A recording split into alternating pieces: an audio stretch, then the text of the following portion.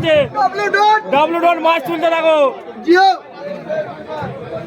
নমস্কার বন্ধুরা, আমাদের আজকে নতুন আড়ত শুরু হলো হরিপালের।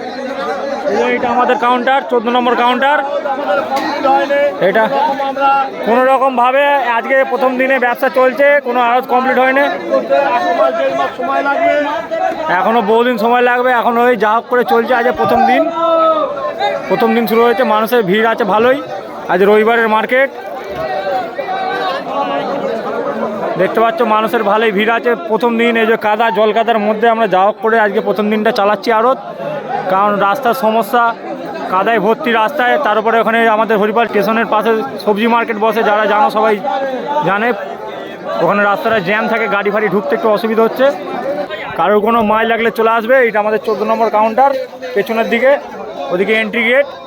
আর এই যে এইটা আমাদের আড়ত, ওই যে আমাদের সরকার বড় ভাই ঘুম পাচ্ছে ওর।